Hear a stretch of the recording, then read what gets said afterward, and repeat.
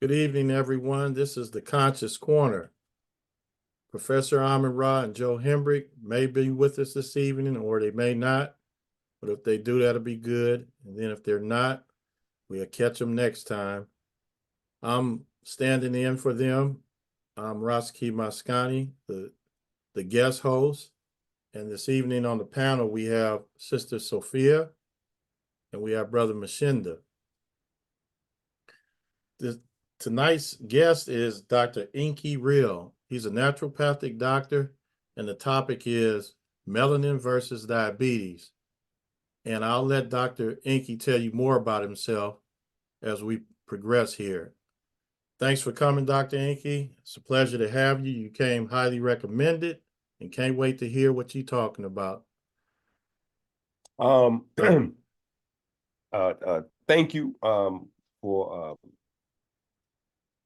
sharing the platform and allowing me to speak to the family that you have built up over here. Thank you, Miss Sophia, for the high the high praise and just making the connection and really giving me a good. It's all based on the work you've already done and all the incredible lives that you have saved over the years, and your work speaks, for it speaks for itself. And I love the idea that you are actually teaching people how to fish. And I mean, it's a great honor to have you on the show, and I thank you for having us on the show as well, Mr. Yeah. So go ahead, continue. Yeah. Basically, I'm always looking for new platforms to be able to share our discoveries with, new audiences. Our primary focus with our research is diabetes. Now, the thing with diabetes is it's a global phenomenon. It's a global phenomenon, and it's very sneaky how it can creep up on people, because we have a lot of people that are running around with undiagnosed diabetes, pre-diabetes, people that are on a diabetic trajectory, and there's a lot of misinformation and disinformation in the space. So I just been blessed with a curious mind, a curious mind and a loving heart. And it's been a wild journey. We've been able to uncover some things that may have been counterintuitive, especially when people speak about diabetes in a way as if they understand it, or they know it well, and they don't. That's the reason why it's such a danger to the community. That's the reason why it's such a dangerous thing. People have been on insulin medication or metformin or whatever the case for 5 years, 10 years, 20 years, and really have no idea about what's going on with them.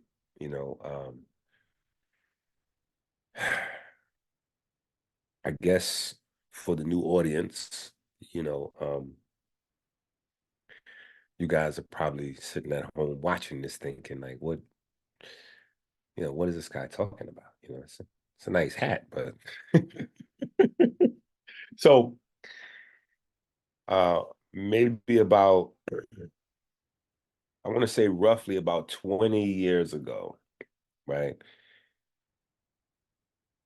We started a journey on fasting, fruit fast.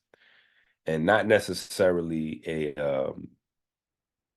a strict fruit fast, but what I drew up basically fruit of the earth, just kind of returning folks to God's plan, if you will, like the natural diet. Just, if it comes out of the earth, fruit of the earth. If it comes out of the earth, then that's pretty much what's on the menu, you know, to make it simple. So it doesn't have to be anything super crazy. Like you're not looking for mushrooms from the top of a mountain, or like it's just natural food, and maybe over the course of a 10-year period, I had documented as much as I could, as it got more popular, we started to get athletes, red folks, yellow folks, white folks, black folks, skinny folks, fat folks, old folks, young folks, muscular bodybuilders, couch potatoes, you name it. And so running through this gambit of people, you just start to pick up little loose anomalies. Now, mind you, the focus was not strictly on diabetes at the time or anything like that. It was just, we running the fast. The fast is growing legs. The fast came about, organically. So it wasn't like planned, you know, and it just grew legs. And so the way my mind works, I just wanted to gather as much as information as I could from the people during the fast and post fast to figure out ways to improve the fast. Now, there's a book on Amazon. It's called The Gold Book by Enqi, and in that book is step by step, how to do the fast and the exercise and the herbs and all that kind of stuff that goes along with the fast. Right now, we've extended it from just 40 days to a whole 120 days, right? But at the time, it was just 40 days. Anyway, we began to kind of notice certain little anomalies that went across the board. And that led me to start looking into different, avenues of research. Discovered a guy by the name of Max Kleber. Max Kleber got really famous. He's known because he discovered what I would call like the flaw of biochemistry, right? He discovered the one thing that unravels pretty much all of biochemistry. The basis of biochemistry is that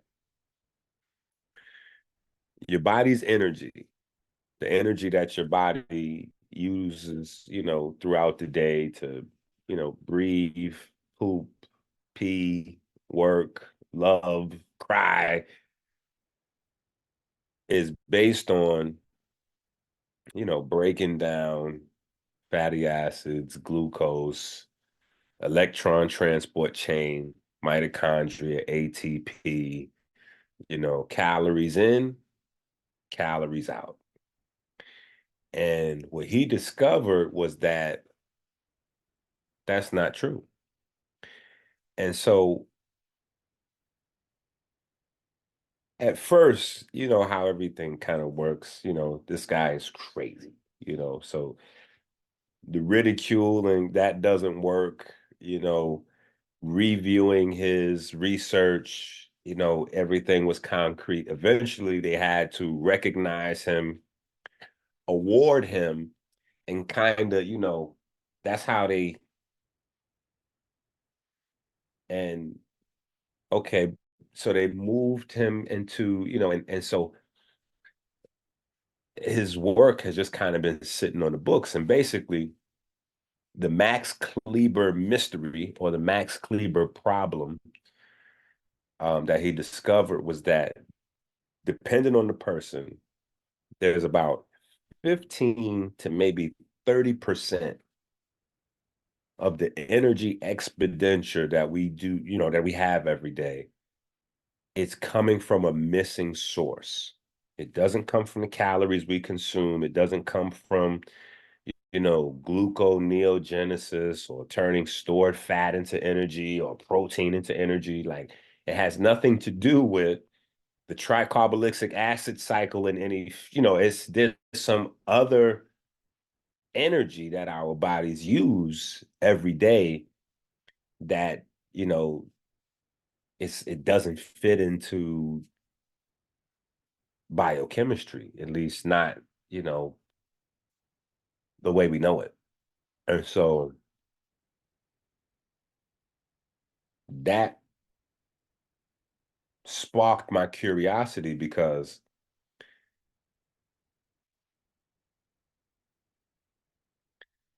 I mean, if you're just going to call a spade,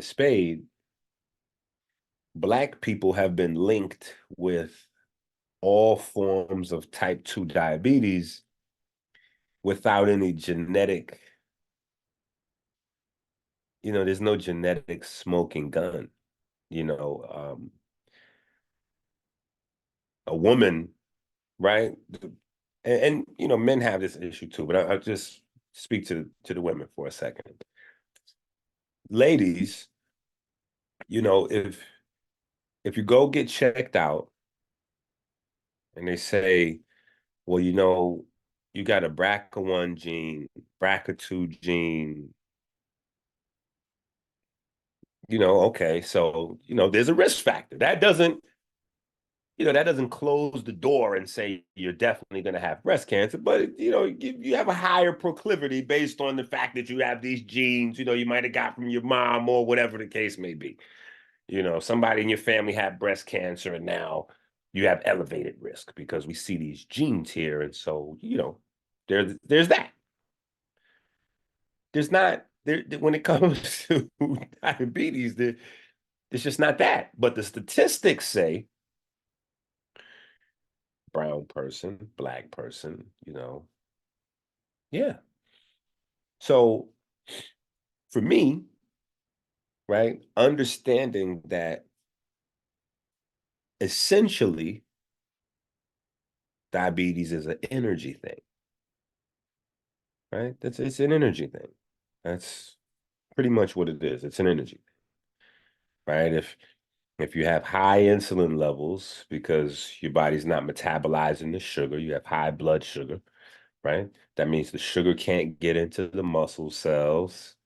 So your muscle cells can't turn it around for energy. And because you have a lack of energy, there's a whole host of other issues that pop up because your body's not properly able to metabolize the energy. So you got to get the insulin to clear the sugar out of the blood, get it into the muscle cells where it can be turned into energy. So, you got A1C, of course, but A1C, you only have the sugar building up on the blood because it's sitting there. If it wasn't sitting in the blood, then it wouldn't have the glycation effect, right? And then you only have like, C-reactive protein levels going up because of the inflammation and, cytokines and all this other stuff. So all those are kind of like, indicators of inflammation and blah, blah, blah. But the main issue is your substrate for energy is stuck in transition. It can't get to the target, so your body can't turn it over like it's supposed to, right? And then because no, that's with Melanin versus Diabetes, book 1. Yeah, go to book 1.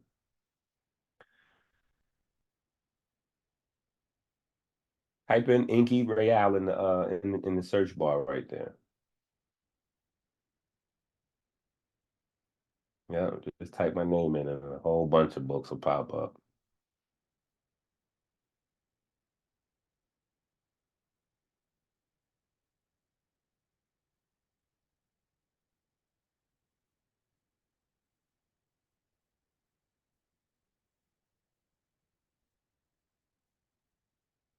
Yeah, it's about 40 books that we have on Amazon now. So yeah, there go book one right there at the bottom. Man. Yeah. So that book right there, very small book, very easy to read, kind of outlines all of the stuff that we, pretty much discussing tonight with some some caveats. But it's an energy problem. And so everything kind of falls in line after that. The appetite that people have dealing with diabetes, the insatiable appetite. The reason you're having the insatiable appetite is because the energy's not getting to where it's supposed to go. So you're kind of still hungry because your body's saying you need energy, you need energy, you need energy. So you're ready to keep consuming. And the more your body needs immediate energy, the more it will crave simpler and simpler carbs. Because the simpler the carbohydrate, the faster your body can turn it into energy. Right. And so the other problem is the longer the blood sugar sits in the blood, the more the blood gets coated with sugar, glycation, A1C goes up, the harder it is for you to get your respiration level up, right? Because what's happening with glycation is, your ability to get oxygen to the tissues is it starts to go down, and you start to build up low levels of like hypoxia and hypercapnia and stuff like that in the background.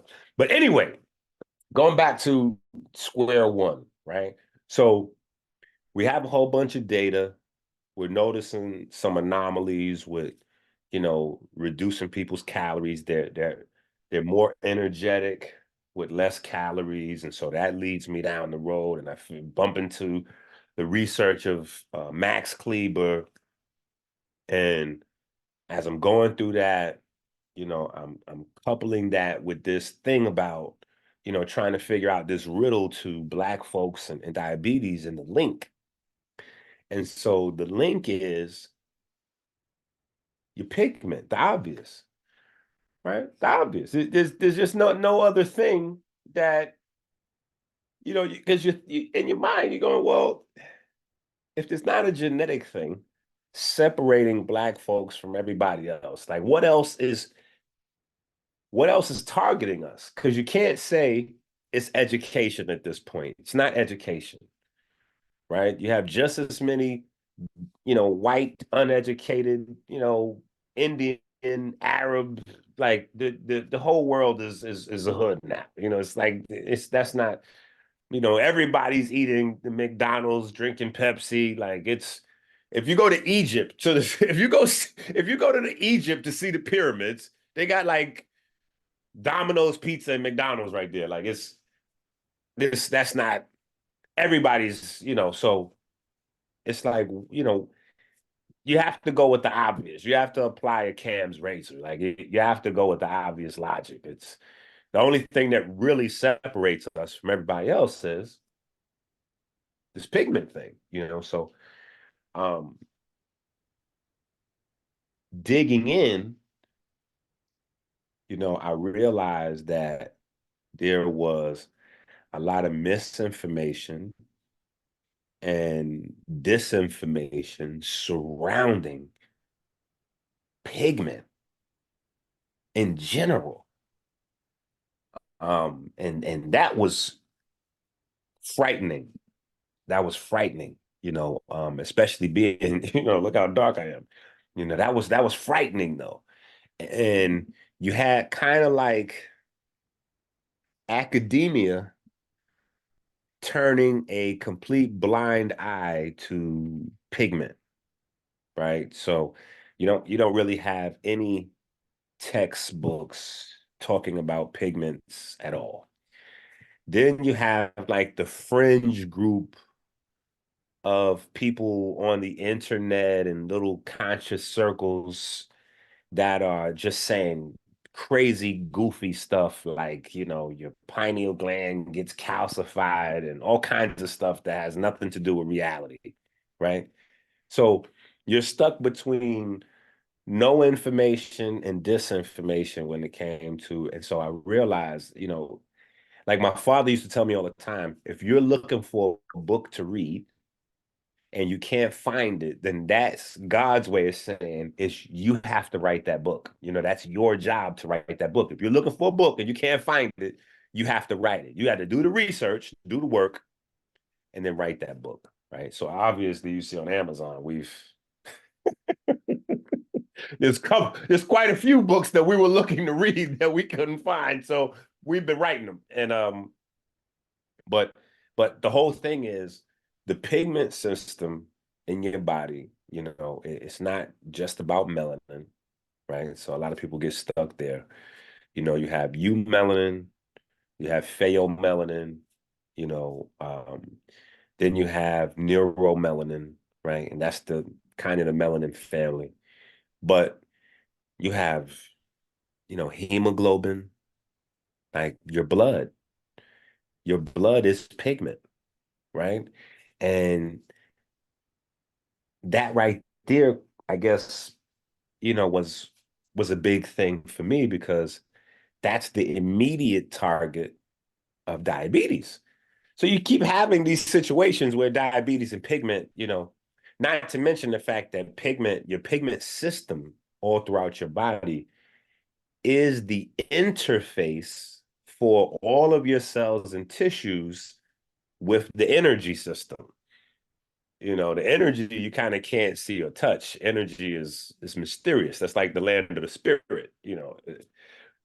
But the interface between energy and your cells and tissues is your pigment, right? So that's that right there. But the more immediate thing is your heme groups, right? So you got hemoglobin in the blood, which circulates your energy to a large extent. You know, you breathe oxygen and that whole thing, right? But then also in the mitochondria, the electron transport chain is like a miniature.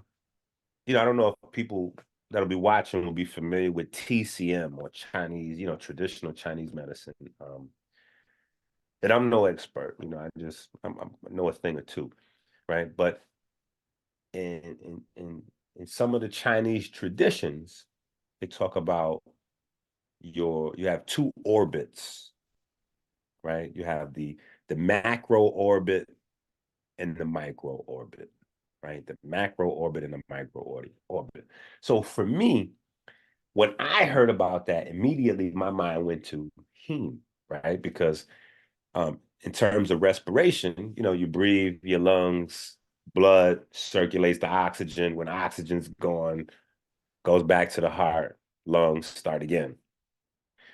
Well, the second part of that is the micro journey, which is, you know, inside the mitochondria, you know, and that all had to do with the target for the food, the blood sugar, right? So respiration is intricately linked with metabolism, right? Because your breathing has to be coupled to your body's breaking down glucose. When you break down glucose, glucose is a 6-carbon chain.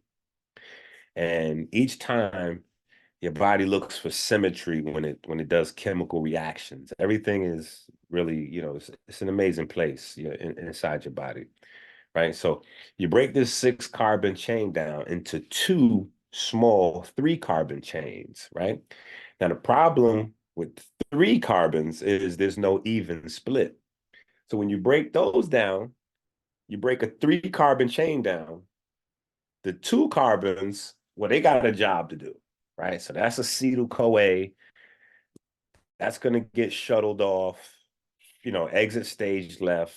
That's going to become, you know, cholesterol and vitamin D and hormones and, you know, a whole bunch of other stuff, right? But that single carbon that's left over is kind of like a toxic, you know, waste product. And so one of the main purposes of your breathing is you have to couple that carbon with 2 oxygens, turn it into CO2 so you can get it out of the body. So every glucose molecule you break down, you're going to probably have 2 carbons left over that are going to require twice as many oxygens, 4 oxygens to clean that up. And the better you are at getting rid of the CO2, the more efficient the muscles function. The more efficient your muscles function, the more efficient your body functions, because muscles drive the body, right? You have your skeletal muscle, that's, your pecs, your delts, the basics, your abs, stuff you can see, right? The stuff people hit the gym for, go to Dr. Miami to fake it, right? But then, you have your heart, which is the center of your essence, the center of your being. That's its own muscle, cardiac muscle, right? And then you have the other thing, which kind of doesn't really get any shine, no love, no promo, no play, no, it doesn't really have a value. And this is the problem with me. Like, people that watch my channel, they know I'm always like cussing folks out, going crazy on my channel, because, there's so many frauds on the internet that are just interested in pretending like they know how the body works so that they can sell people products and stuff like that. I feel like I always got to clean up after these types of people. So, at some point I just go on the offense. But my point in saying this is, there's so many different things about the body that people just don't know. And the smooth muscle is probably more important for us to learn about at this juncture than cardiac or skeletal, because, I know as a certified personal trainer that there are certified personal trainers that are way better at being personal trainers than me. And they could almost quote you every single skeletal muscle you have verbatim. It's very impressive. You know, you have cardiologists, pulmonary cardiologists, thoracic, you've got chest, heart, and respiratory specialists that their knowledge of the heart and heart tissue is, amazing, beyond me, right? But this smooth muscle area, I'm telling you, this smooth muscle area is just like a whole space where there's like crickets. Even the people that's supposed to know, like your doctor, like your nutrition, like just whoever, they're like 2 to 3 questions away from I don't know. I never thought of that. Like, if you know the questions to ask, you'll see the depth or lack thereof of their knowledge, right? And so the smooth muscle is important, because the smooth muscle is not only the muscle that makes the organs all work, right? All your organs, glands are regulated by smooth muscle. Even your ability to do number 2, like poop is, you have a peristaltic wave, which is basically the synchronized firing of smooth muscle that keeps food and things going from your mouth to your anus. You have that same thing throughout your arteries. You have the same smooth muscle that's required for your lymphatic system to work. And your lymphatic system is the immune system. Your lymphatic system, your bone marrow, like, that's your immune system. And both of those things hinge upon smooth muscle function. All of your organs, like I said, I mean, the brain is fat, so the brain's a different animal altogether, but the brain relies on, arterial pulsation from the aorta and some other stuff that's relying upon smooth muscle. The lungs that rely on the diaphragm, but for the most part, smooth muscle, and so it's just this whole process of energy delivery to the muscles to keep the body running efficiently. And so once something, stops running efficiently, then other stuff kind of got to pitch into, and it gets crazy. You have a whole cascade of events of breaking down, um, kidney, like it just is so, but it starts anyway with this whole understanding of energy. And so to keep going back to the beginning, right? We get this data and, we start noticing energy anomalies.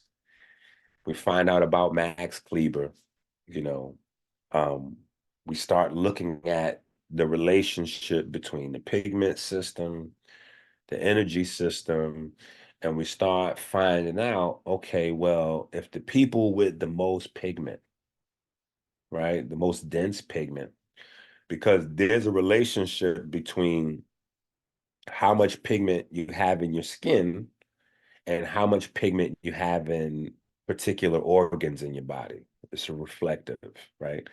So the more dense external pigment you have, the more dense internal pigment you have in certain places. So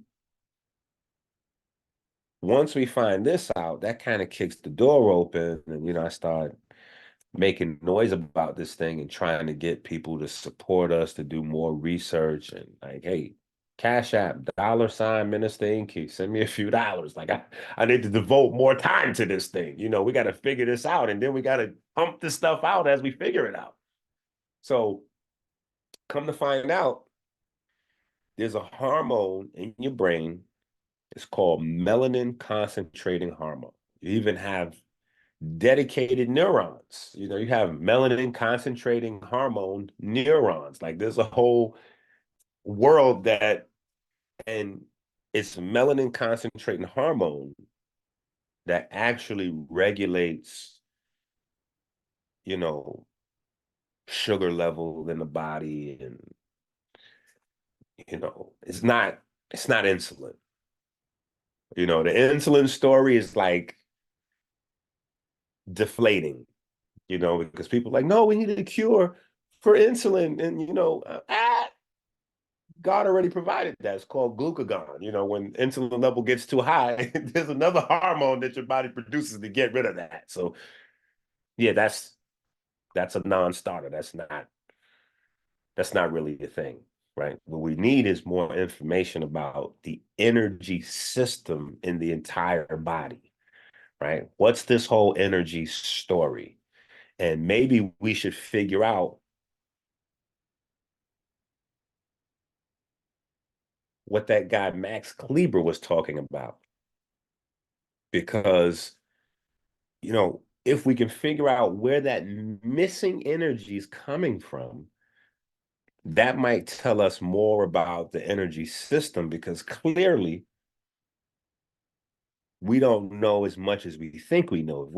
If we're postulating that this whole entire energy story is ATP, right? Then what difference does it make if we have, kale salad versus, I don't know, nowalators or, peppermint, cotton candy? Like what difference does it make if it all has to be turned into, what difference does it make? What the substrate is, if that's the case. And so prying into this, I realized that, the main problem that we have is education. You have books out there like Medical Apartheid and stuff like that, but and that just kind of highlights that there's a problem in the institution in terms of, science predicated, strictly to Black genetics, And, some people would like to say, oh, well, we're all the same. So, it doesn't, and that's not the truth. You know, only people who are ignorant to anatomy would say that we're all the same. Like we're all the same on the surface level, sure. White folks and black folks both have lungs, right? But our lungs are smaller. This is a textbook thing. This is not a made up thing. It's not an internet thing. It's black people have smaller lungs than white folks. So what does that mean? Right? It means that there's more pressure in the lungs. It's more pressure. More pressure means that the pulmonary membrane is going to be, on average, it's going to be a different thickness to it, different volume pressure in the lungs, different thickness to the pulmonary membrane. At birth, our blood values are a little bit different. We usually have, a lot less white blood cells than our counterparts.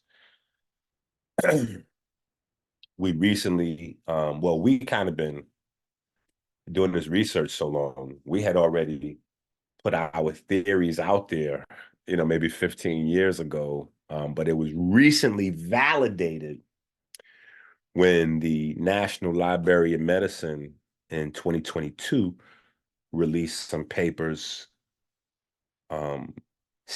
talking about the difference in mitochondria function, right? So black folks and white folks, we have our mitochondria functions differently. So apparently our European counterparts, their mitochondria has a preference for FAD and cytochrome 2, whereas our bodies have a preference for NAD and cytochrome 1.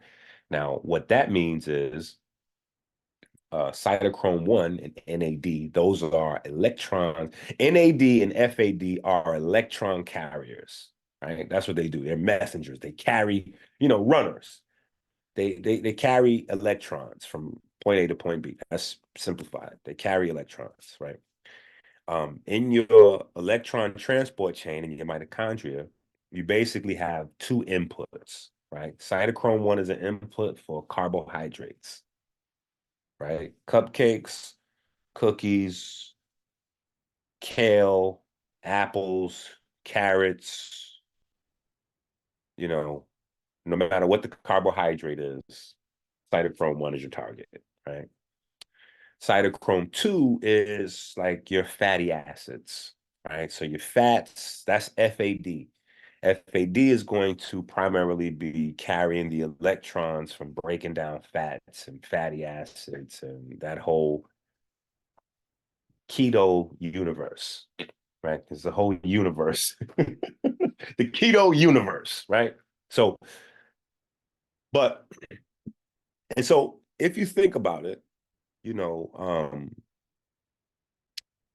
it's funny because I was just, Caleb, he's in 7th grade and in science class now, they doing evolution and adaptation and blah, blah, blah. So, we looking at his homework and I'm trying to explain to him where where the schoolwork is correct and where there might be some gaps where dad may have to fill in some info. I'm like, So let's dig a little deeper into evolutionary fitness, right? Because what is probably being left out here is environment. Environment is going to be the key to biological development, no matter how you want to word it, right? Environment determines everything. So if you look at things from a polar haplotype versus equatorial haplotype, as opposed to white and black, stuff starts to make more sense and becomes less inflammatory, right? Because you say white and black, you got a lot of racial stuff going on in your mind and all kinds of stuff where it doesn't really exist in science, right? In science, you don't really have all the racial ideas and all that kind of stuff. You're studying lions and you're studying tigers. It's like, we're not having issues about did a lion put his knee on the neck of the tiger and all kinds of crazy. Like, we don't have that going on. These are cats, and we're trying to understand the differences with these cats, right? People, we got to get to that level of maturity. So, but if we think about the differences between a cold environment and, a warm environment, then when you get to the warm environment, you kind of have two. You have like a desert type of warm environment, and then you have a lush green type of environment, right? But there's differences in both where the human would have to be, have some differences to function optimally in both places. Now, in a cold environment, you don't have a lot of vegetation. So you don't have the carbohydrates. It just makes sense. In a cold environment. And see, that's where sometimes we got to pick apart some things that we may have been told were facts, that may not exactly be facts. Like the idea of the ancient hunter-gatherer. That is a problem that's plaguing us. Millions of people are dying because they think that's a real thing, right? And it plays a role into how we try to put together our diets and nutrition, because we're thinking, oh, if we can go back to eating like the ancient hunter-gatherers, then, we'll be straight. Because before all this fake food, the hunter-gatherer population, they didn't have these problems. Now to stop them. Stop. There is no hunter-gatherer. Okay? You had the ancient hunters and you had the ancient gatherers, right? But you don't have necessarily an ancient hunter-gatherer, right? The hunters are primarily the folks in cold climate because there's nothing to gather there but ice and snow. So you got to hunt stuff. You got to kill stuff to eat, right? So in that situation, it makes sense that fat becomes integral to that diet, because not only is the primary source of nourishment, flesh, but it's cold. They need the fat to stay warm. It's not a lot of sun either, right? If you go to the equatorial place, the equatorial region, they got too much sun. They got too much heat. The fat's going to kill you there, right? And the body's not even geared to eating fat anyway, because, there's food everywhere. So in a lush green environment where there's fruits and vegetables and stuff growing everywhere, now you have gatherers, because there's stuff to just walk around and gather. And if you have an option, between taking a risk of dying to have a meal versus just walking around and picking stuff up off the ground or off of a tree, like, nobody's really thinking, let me go chase something down and jump on his back and stab it to death. And like, nobody, if I could just pick up some stuff right here, like that's just so. But without any scientific evidence, that stuff kind of sounds like philosophy and blah, blah, blah, which up until recently now, we have the science that, hold on one second. Ladies, please. Hey, I Dr. have Enqi. twins. I have two sets of twins. Go ahead. So can we go to the panel right now? And We can go to the panel anytime. Sure. Okay, so we want to see if they have any. Yeah, you got. Listen. Let me tell you from now to the future. You have to stop me, because I could talk forever. Yeah, go ahead. I was listening. I tell you. Okay, we're gonna start with Brother Mashinda. Brother Mashinda, any questions so far, or comments, Brother Mashinda? No questions. Just taking it all in, and appreciate the scientific narrative and research, So he covered a lot of ground. So right now, no questions, but just thinking right now. Okay. All right.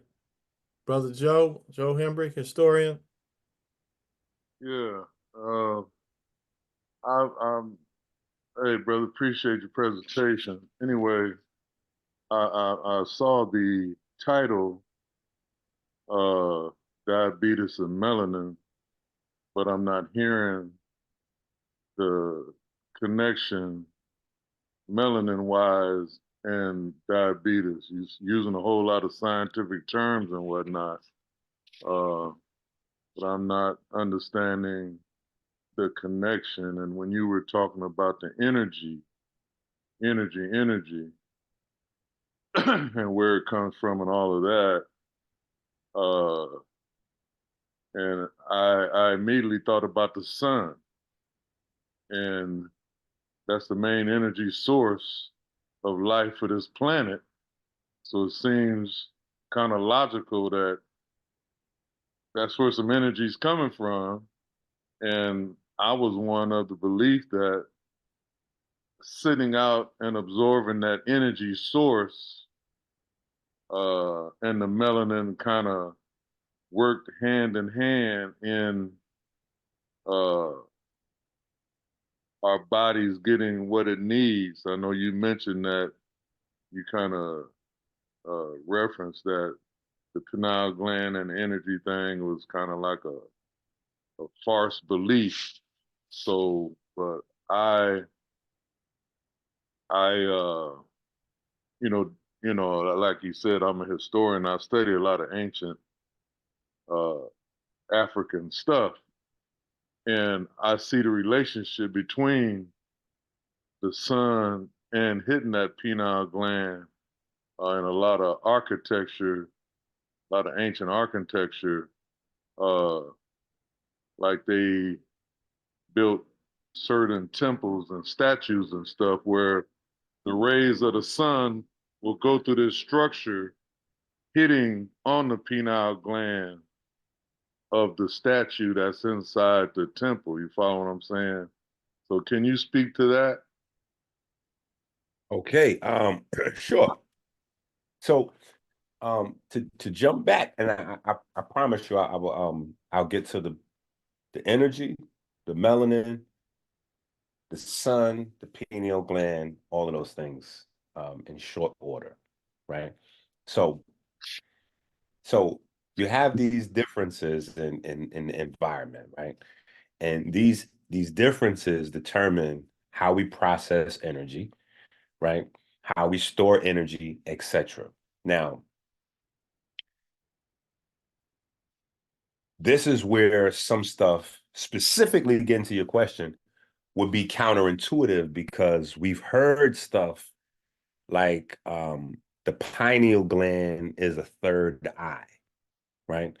The problem with that is the pineal gland is not a third eye, and the anatomy of the pineal gland aligns the pineal gland more with being a third ear than a third eye, right? What you have inside the pineal gland is calcite crystals, right? The same as, well, similar to the calcite crystals you have in your ear, right?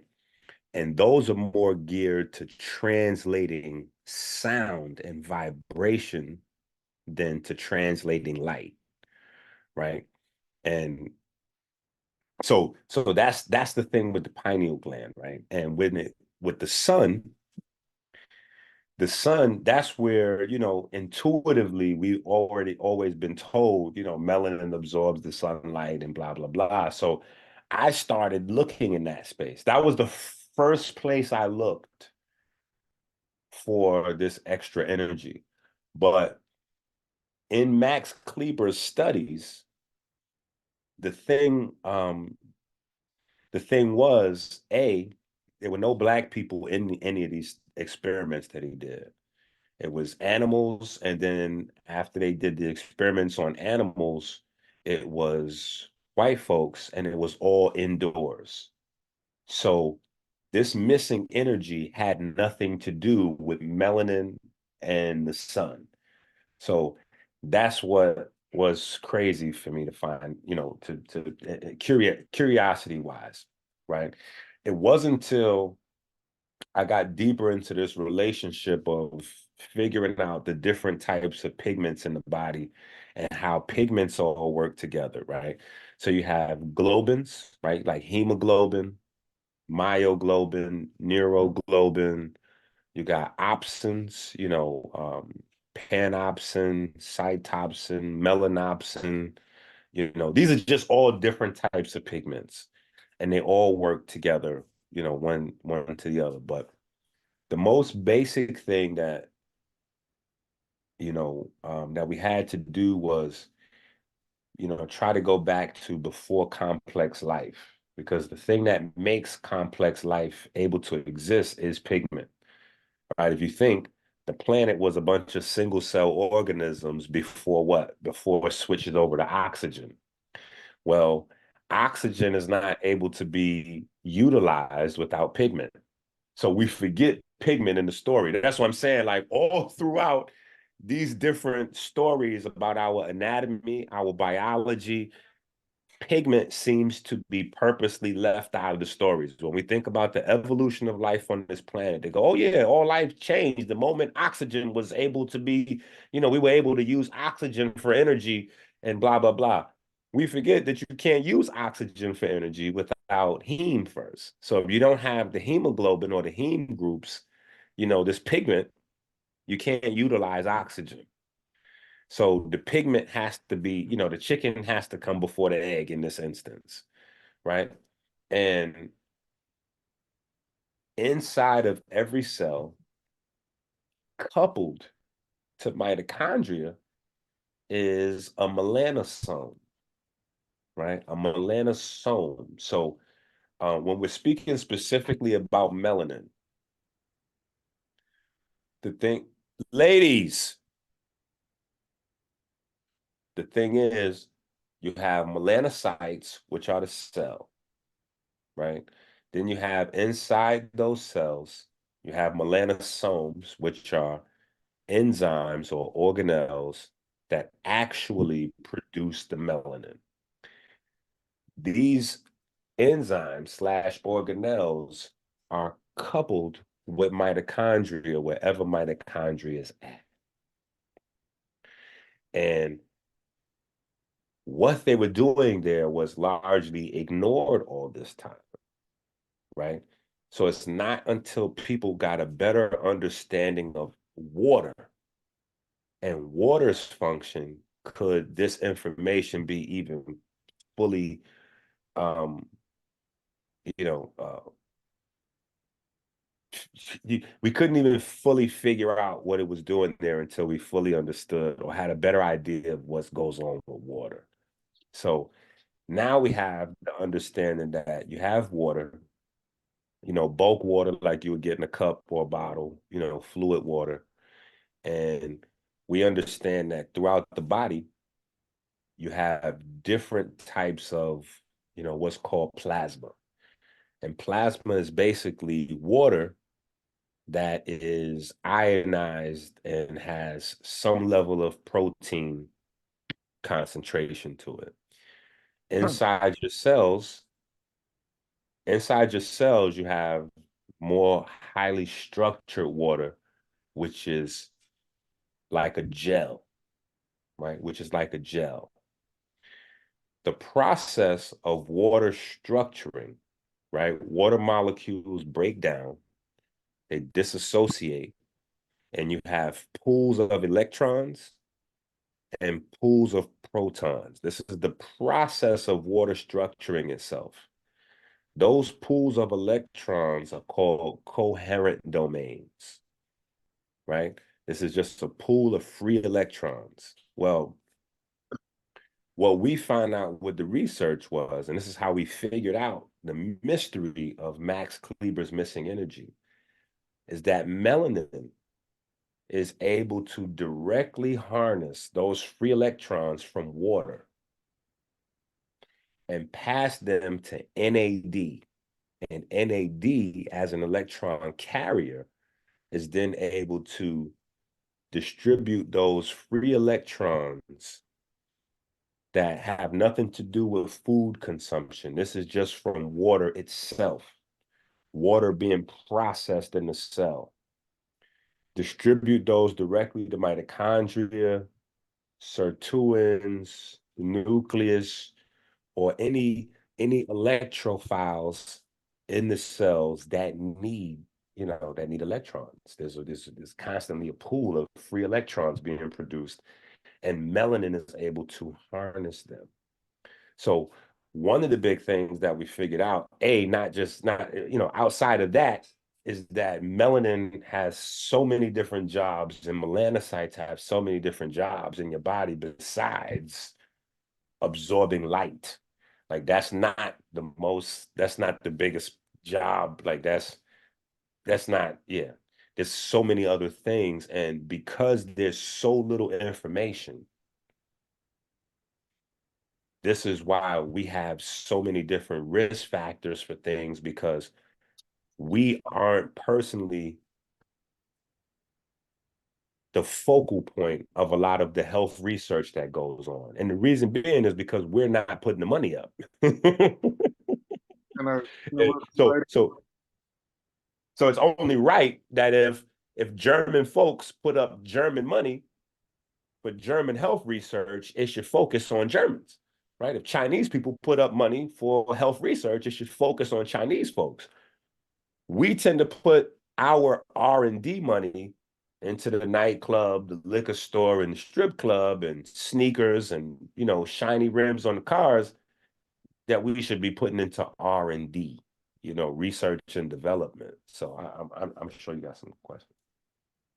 okay, this guy that you mentioned, this research guy, you mentioned that all the research that he did was on Max Kleber? Yeah, that's Yes. that it was done on non-black people, from what I recall that you said. Mm-hmm. It was done indoors. Mm-hmm. So,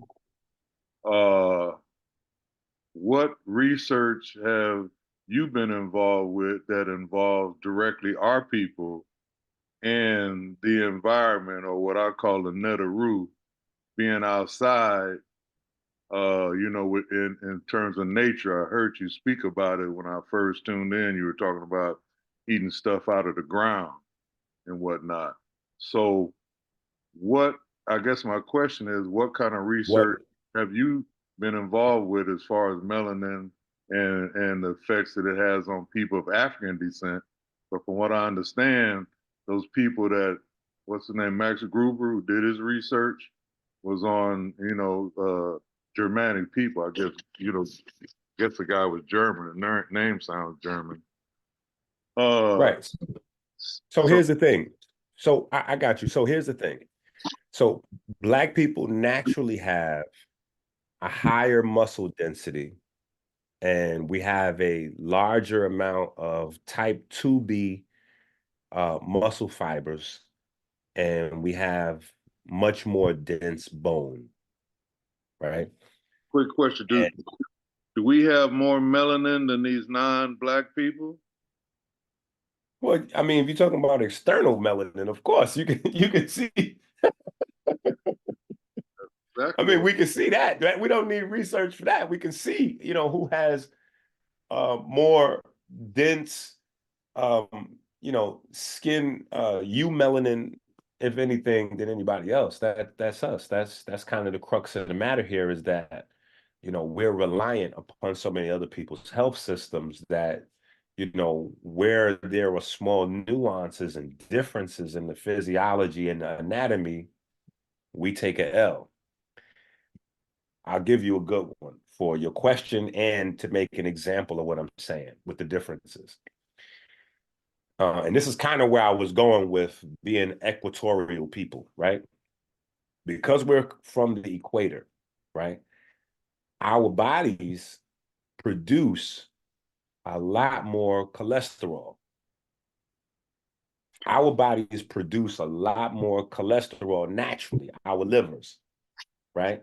And the reason is because cholesterol, among other things, cholesterol is converted into vitamin D, right? So the sun, when it hits your body, it doesn't just become vitamin D. Like it doesn't just hit the skin and then it's vitamin D. When sun hits your body, cholesterol is the substrate that the sun allows your body to convert into vitamin D. So the amount of cholesterol you have is directly proportional to the amount of vitamin D you can produce. And so because your body's designed and predicated upon you being out in the sun all day, you have a much higher production of cholesterol. The problem with us is not getting the cholesterol to slow down or cut down cholesterol, or the problem is we need to get more sunlight to convert that cholesterol into more vitamin D. The other substrate is testosterone. Because we have a naturally higher muscle mass, we have a naturally higher amount of testosterone. But not understanding how our body works, we're taking statin drugs, and the statin drugs cut the body's ability to produce cholesterol, which cuts the testosterone and cuts the ability for you to make vitamin D, no matter how long you're in the sun. So if you're taking statin drugs, you can go out, lay out in Hawaii buck naked in the sun all day. You're not producing vitamin D because you don't have the cholesterol to be converted into vitamin D. So you're stuck having to take synthetic vitamin D regardless to how much sunlight you're getting. But that's the main trigger for what the sun does. The sun catalyzes cholesterol into a variety of vitamin D compounds, and those function as steroids to, to facilitate a whole bunch of other changes. So if you're looking for what exactly the relationship between the sun and the melanin is, that's going to be the relationship specifically with vitamin D. And vitamin D then being able to facilitate a whole bunch of other differences in the body, but it's not translating directly to energy. So it doesn't, I mean, that it would be cool if that was the case, then, we could all be breatharians, I guess, but yeah, it doesn't translate directly to energy. Yeah. So Dr. Enqi, excuse me, what is those statin drugs? What are they? Oh, statin drugs are drugs that people get, quote unquote, for dealing with high blood pressure. Okay. So a lot of people go to the hospital, they get, diagnosed with high blood pressure, and they get prescribed a statin drug. And usually, I mean, there's some other drugs, so everybody's getting a statin drug, but statin drugs are pretty much like the most popular, and they target a specific group of enzymes that catalyze. Matter of fact, remember when I was talking about the breakdown of that glucose chain, and the six carbon chain gets broken down into two sets of three, and then that set of three carbons gets broken down into two and one, and the two get shuttled off. That's your acetyl-CoA, or that's the beginning of what's going to wind up as your acetyl-CoA. And so the statin drugs kind of block that process. So it cuts down your liver's ability or your body's ability to produce cholesterol. But when it does that, your body needs cholesterol. Like, cholesterol is not problematic, right? Your body needs cholesterol. Cholesterol is a good thing. Cholesterol works in the lymphatic system. Cholesterol is a part of your anabolic hormones. You need cholesterol for vitamin D. Like, there's a wide variety of things you need cholesterol for. The larger issues are holes in the lymph nodes and poor cardiovascular health, which the body tries to make up for by using fats and calcium to plug in weak places in your blood vessels. And when your body uses calcium and fats to plug in weak places in your blood vessels, so you don't have You don't get ruptured. You know, if your body didn't have a system. So think about this for a second. Your blood circulates 60,000 miles in 60 seconds. That's a lot of blood flying through your body at insane speeds. If your body didn't have a system to reinforce those blood vessels, people would have ruptures, holes popping up in their blood vessels all the time and just drop dead on the spot. Your body has a system to sense when those blood vessels are getting weak and patch them up before they rupture. And it does that with calcium and fat. You know, like putting a patch on an inner tube and your tire get a slow leak. And the problem is you have white blood cells, usually like macrophages that like that stuff. And so they come along and they start eating and they become mutated and turn into what's called a foam cell. And those foam cells, you know, clog up the arteries and you know, and so that becomes that issue. But the main issue, the root issue, is not to deal with the white blood cells. It's not to deal with the lipids that are there plugging in the weak places. The problem is overeating and lethargy, and you know, people just allowing their cardiovascular health to go because nobody's paying attention to the smooth muscle that needs to be constantly exercised to keep your cardiovascular system strong and buoyant, right? But yeah, so that's the main issue, you know. But with the sun is going to translate more into instructions than energy. So the one thing with energy, right? When we're talking about light, magnetism, or electricity, to be specific, right? Any form of light, whether we can see it, UV, radio, whatever, electric, all of these different forces, quote unquote, you can use them as a source of data, information, or you can use them as a source of power, energy to animate, right? And typically what we get from the sun is used as information. That's how the body uses sunlight, as information. Whereas the carbohydrates, you know, the electrons, that's what your body typically uses to help the body recycle ATP. And then oxidized ATP or GTP is the main substrate that your body wants to use for, you know, animation, for power, right? But incoming light is mostly used for information purposes. Okay. Well, I'm gonna go to Sister Sophia, and we'll close out this evening, and then it sounds like you coming back, so that'll be a good thing. As much as y'all have me. Okay, well, yeah, well, we gonna have you, that's for sure.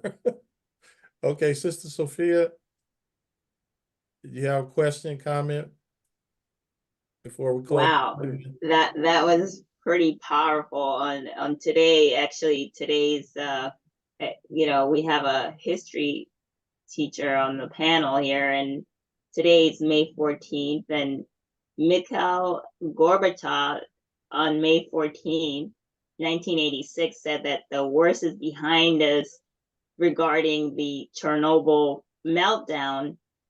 And I just believe that, you know, with melanin versus diabetes, with the diabetes problem that's going on right now, there isn't much highlight into like the people who are really affected by it, and no one is getting to the root of that problem.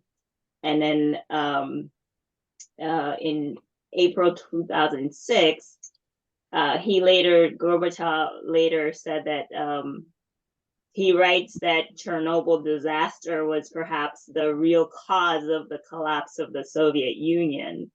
So I'm just making parallel relationship between what he's talking about regarding diabetes, which is a huge problem since it leads to all other diseases, and how you know, his intensive research, scientific research that he has been doing, will be able to hopefully also collapse the diabetes disease in highly melanated people and all other diabetics. He taught, you know, he has helped so many people of all Nice. races globally, from Sweden, Ireland, Africa, you name it. So, and they are alive and they come on his platform to share their stories from across the globe. And I just love how he talked about science being about healing humanity, healing all of us, because Dr. King also said injustice anywhere is a threat to injustice everywhere. So with that, the books that he is putting out on Amazon, Dr. Enqi Real books, I mean, are just phenomenal. And it's the level of research. I've been to several universities myself, and I have also worked with, you know, quite a number of doctors, and just the level of research is just untouchable. So I thank you, also, Mr. Maskani, for all your incredible educational material over the years that you provide the global community. So thank you for what you do. And this is like a butterfly effect that, you know, we start perhaps not with billions of people watching, but the information you're giving is totally saving lives. So thank you for everything you've done over the years. Thank you, Dr. Enqi, and everybody on the panel for a phenomenal, incredible show. Yes, ma'am. Thank you. And to the brother, just in closing, I don't know if he caught the very beginning, but the connection between the two in terms of the diabetes and melanin started upstream, right? Not necessarily with melanin, melanosomes, melanocytes, but with melanin concentrating hormone. Melanin concentrating hormone is the hormone that regulates glucohomeostasis, right? Which is your body's ability to metabolize, you know, sugars and satiate the body and hunger. And you have a lot of people talking about autophagy. Autophagy is like the #1 trending topic on every health platform. But again, there's this blackout that I'm talking about in terms of pigments, because autophagy is regulated by melanin concentrating hormone. So when you go on all these platforms, they're not going to tell you that part. They're going to tell you, oh, well, if you stop eating for 13 hours, or if you stop eating for 33 hours, or if you stop eating for 27 hours, and you know, your body will kick into autophagy. Your body doesn't kick into anything. Everything in your body has a biochemical process. So yes, if you stop eating for X amount of time, your body will start a process called autophagy. But the way it starts that process is by stimulating the release of melanin concentrating hormone.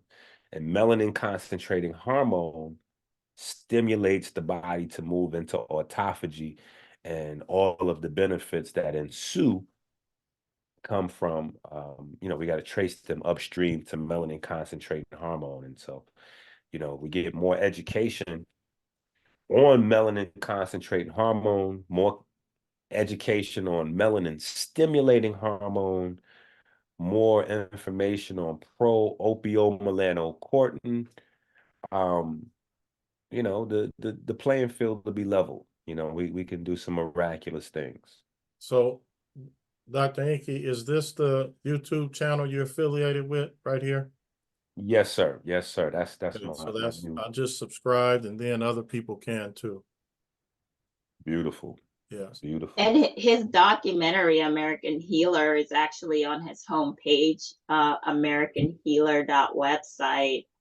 And yeah, AmericanHealer.website, because in the state of New York, the councilman Robert Scott and other local government officials, for the first time in history, they actually started a health initiative law. A law actually passed due to Dr. Enqi's work.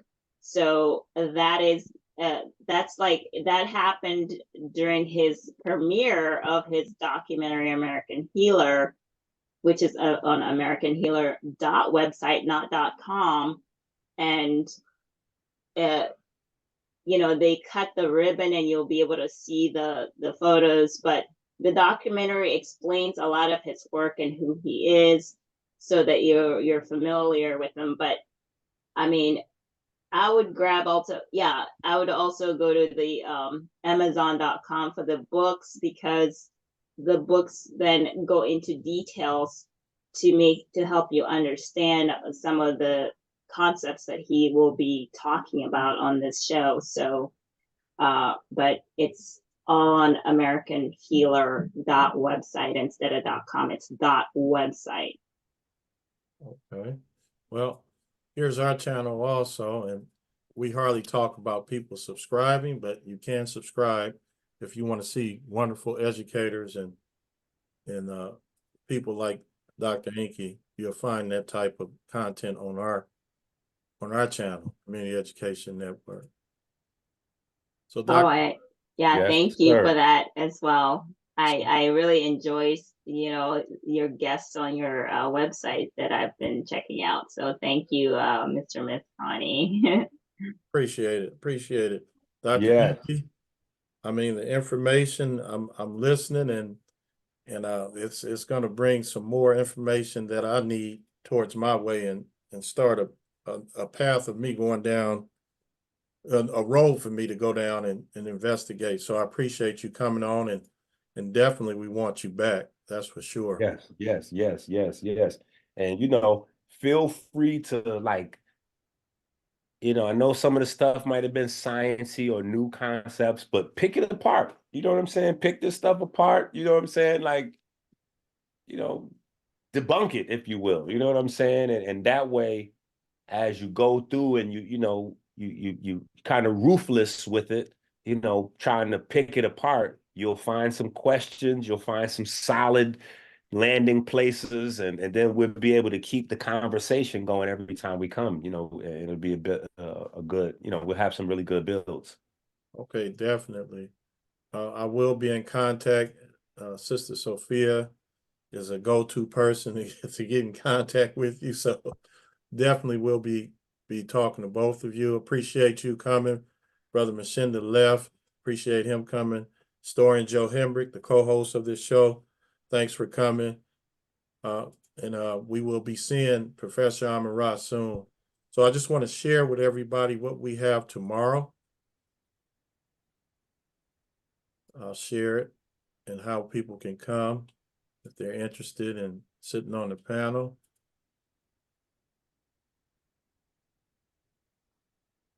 So tomorrow we have Dr. Mike, a colleague of mine, and the topic is recent Gaza protests. Has Black civil rights energy been co-opted? That's a question. So that's what we're going to be discussing tomorrow evening. And if you want to join, it's right underneath the title and the guest. Join Zoom meeting here. So it's been an excellent show, Dr. Enqi. And Thank you. Peace, forward to Sophia. I'm out of here. Peace to the family. all right. So we're going to take our pause. Each one teach one in Conscious Corner. Everyone have a great evening.